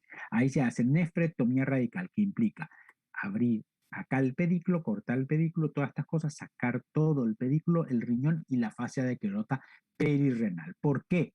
Porque puede ser un T3, T3A, que si es un T7 puede ser un T3B que infiltra la grasa perirrenal, que es la que está acá. Si infiltra la grasa perirrenal, puede ser que vos no lo saques completamente al tumor, entonces hace una recidiva y se complica todas las cosas. Básicamente, una hematuria te puede hacer sospechar de un tumor. Siempre te tiene que hacer sospechar de un tumor de las vías urinarias. Cuando uno tiene una sospecha del tumor de las vías urinarias, la forma más fácil de diagnosticar y fijarse si realmente es un tumor o descartar un tumor grande por lo menos, es hacer una ecografía renovesico-prostática. ¿Por qué? Porque puede ser tanto la más frecuente del riñón, de la vejiga y de la próstata. Una vez que haces eso, si sale negativo, estamos tranquilos, no pasa nada. Pero si sale positivo, te va a decir exactamente, te va a decir dónde está el tumor y de acuerdo a eso vas a tener que hacer una tomografía de abdomen y pelvis con y sin contraste. ¿Por qué con y sin contraste? Porque el contraste, con el realza el contraste, uno puede descartar o inducir que puede ser un tumor tanto benigno como maligno. Obviamente, si es benigno y si está claramente que es benigno, uno puede hacer dos cosas: o dejarlo como está o hacer una biopsia. Ahí no hay problema.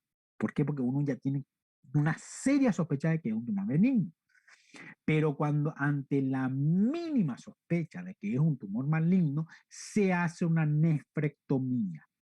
La tomografía con contraste te va a dar el TNM. El TNM te va a decir qué tipo de nefrectomía vas a hacerlo. Puede ser una nefrectomía parcial, que es en el tumor solamente se hace en T1A y T1B, que estén en uno de los polos del riñón, o si no, una nefrectomía radical, que es la más frecuente, que la más frecuente va hasta acá nomás, hasta T3 nomás, porque cuando ya pasa la gerota, cuando llega a un T4, el T4 ya ni te sirve hacer esta nefrectomía porque el paciente es seguro que ya tiene metástasis por todos lados. Eso es básicamente la práctica en cuanto a tumores renales. Ahora, ¿cómo uno sospecha de tumores renales? Y ahí es otro tema. Voy a salir de acá y les muestro. A ver,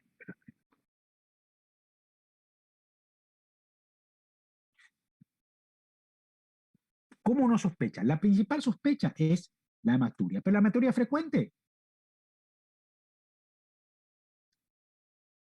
El problema de los tumores renales es la frecuencia con que se diagnostica.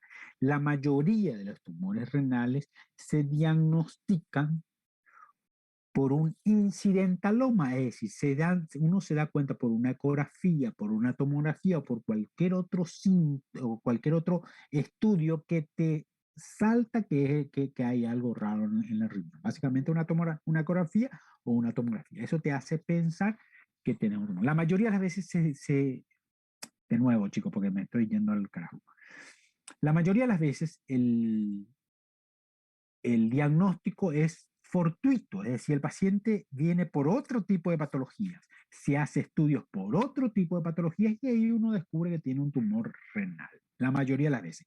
Existen los síntomas, que son todos muy inespecíficos, que son todos estos: hematuria, masa palpable, dolor tipo cólico, dolor no cólico, desaumentado, febrícula, sudoración nocturna, un montón de disnea, tos, dolor, un montón de cosas, pero nada es un diagnóstico, nada es bien específico, excepto la triada clásica. La triada clásica del tumor renal son hematuria macroscópica, dolor en flanco y masa palpable en flanco.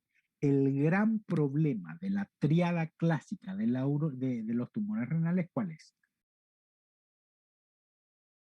El gran Que no problema es de la muy triada, frecuente. No, es muy frecuente, Matos. El problema de la triada clásica es muy frecuente, pero cuando sale la triada clásica, el paciente ya tiene un T4.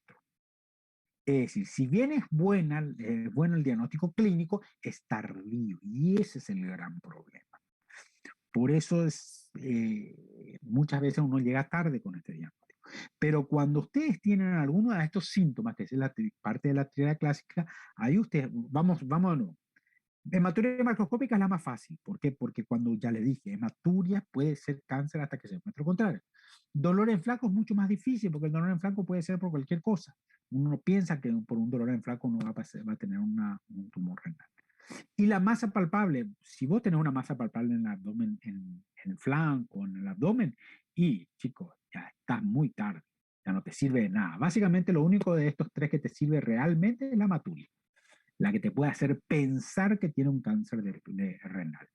Después están los otros, los signos de metástasis, que obviamente son tardíos, y después los síntomas sistémicos asociados a hipertensión, pirexia, todas estas cosas, que nada es específico de un tumor renal.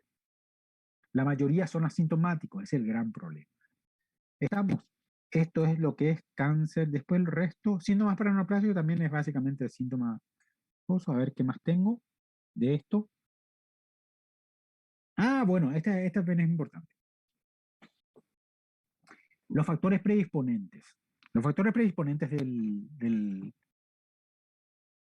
cáncer renal son varios. No son muy frecuentes, no hay una correlación clara entre todos estos factores, pero hay una mayor incidencia. Primero, negros. La mayoría de los negros tienen mayor incidencia de cáncer renal que los blancos. Por una extraña razón, nadie sabe. Después, obviamente, los químicos, asbesto, arsénico, todas estas patologías pueden aumentar la frecuencia de cánceres renales. Tabaco es muy frecuente, duplica la posibilidad de tener cáncer renal. Y el último y el más importante es diálisis. Pacientes dializados tienen mayor incidencia de cáncer renal, básicamente. El gran problema es qué hacemos con la biopsia. La biopsia es bueno cuando uno está más o menos convencido que es un tumor benigno y quiere descartarlo. El gran problema es esto, tal como les dije.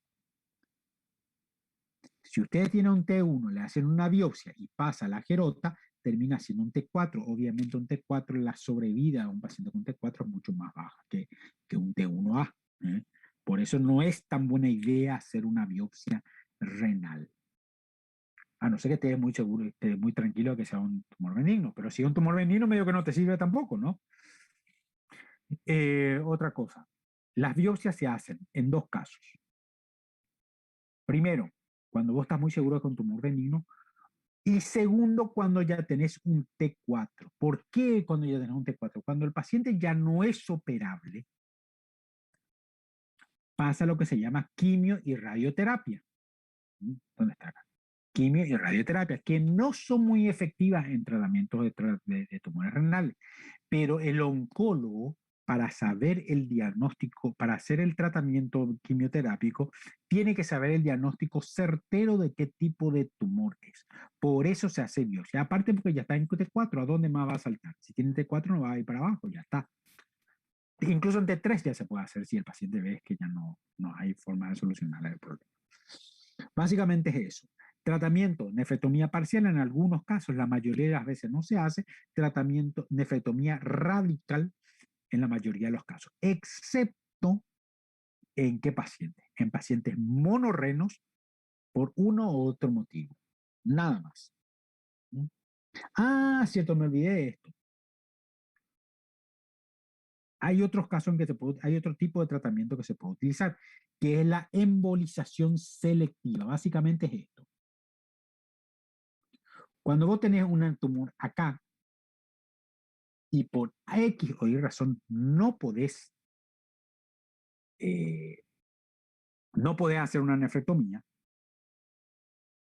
ahí ustedes tienen que acordarse que el riñón es un órgano terminal. Al ser un órgano terminal, que yo creo que le dije en la primera clase, uno puede hacer una arteriografía y entrar con un catéter en la arteria renal irse hasta la arteria que irriga la zona, por lo menos, suponiendo el polo superior del riñón, ir hasta la zona que irriga eso y hacer una embolización de esa arteria.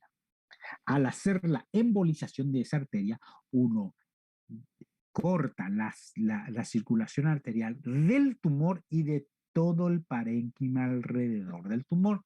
Básicamente le matas de isquemia al tumor, le hace un infarto del polo superior, en este caso, del riñón, y con eso haces una cirugía curativa de este tipo. No es muy frecuente que se hace eso. Yo no conozco el lugar donde se hace, que en Buenos Aires creo que se hace. Lo más seguro es que en Río y todos esos lugares también se haga.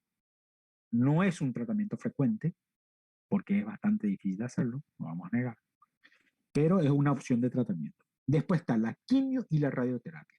La quimioterapia y la radioterapia, desgraciadamente, en tumores renales no es muy efectivo, por lo cual es prácticamente la ayuda, es paliativo más que nada, pero no te cambia mucho la historia. Básicamente eso en tumores renales. Denme 2 segundos. Ah, es cierto, tengo que borrar esto porque si no sé. ¿Qué más? Cirugía, radioterapia y quimioterapia. Seguimiento. Una vez que se hace la cirugía, cada 6 meses se hace tomografía para controlar que no hay, cada 6 meses por 5 años, para controlar que no haya recidiva en el sitio de lesión. Esto es más que nada teoría. Después está el nefroblastoma, esto es más teoría. El nefroblastoma es el tumor renal más frecuente en niños. Yo no manejo mucho eso porque yo no hago urología pediátrica y es bastante infrecuente, no es algo que se encuentre mucho. Y después están, esto no me olvidé, los tumores renales secundarios, que es básicamente las metástasis. ¿Y a dónde va metástasis normalmente el tumor renal? El tumor renal normalmente hace metástasis a pulmón, frecuente, como siempre, hígado y hueso. Es para los otros lados también, pero esto es lo más frecuente. Que casualmente es el tumor, son los tumores más, son los órganos más grandes del cuerpo, básicamente. Chicos, ¿alguna pregunta de esto? Lo hice medio rápido, pero es importante que sepan esto. La teoría está, chicos, ahí lean la teoría, que es muy interesante, pero no me quiero meter mucho en la teoría porque porque es aburrido. Si voy a empezar a leer lo que dice el curso, no me parece muy agradable. Bueno, creo que por hoy terminamos, chicos. ¿Alguna pregunta? Pregunten, y si no, callen para siempre, como dicen. Não, sempre... Doutor, sobre a porção, você falou que se for na porção superior, tem que tirar o suprarrenal sempre, ou não? No, no es necesario, no es necesario. Si uno puede preservar la suprarrenal, mejor. Pero, a ver, en una nefrectomía radical, la mayoría de las veces se va toda la suprarrenal, porque está dentro de la cápsula. ¿Y a radical es solo cuando for T4? No, la radical se hace en todas las casos, todos los casos. Si vas a hacer una nefrectomía por un tumor, hacer nefrectomía radical de entrada. Porque el objetivo no es sacar la suprarrenal. El objetivo no es sacar la suprarrenal, el objetivo es sacar la grasa perirenal. La grasa perirenal, que es donde puede hacer, donde normalmente hace metástasis, o metástasis por contigüidad, normalmente hace ahí. Si uno hace una nefrectomía simple, por ahí deja algún rastro de tumor y el paciente 3, 6 meses después tiene una recidiva. Entonces, ¿de qué te sirve? Y básicamente el tratamiento, el abordaje y la forma de hacer la nefrectomía es parecida. Entonces, no tiene sentido hacer algo de menos cuando podés hacer algo de más y te puede servir mucho mejor. Básicamente es eso. Bueno, chicos, nos vemos la semana que viene. ¿Cuándo ustedes entran de vacaciones?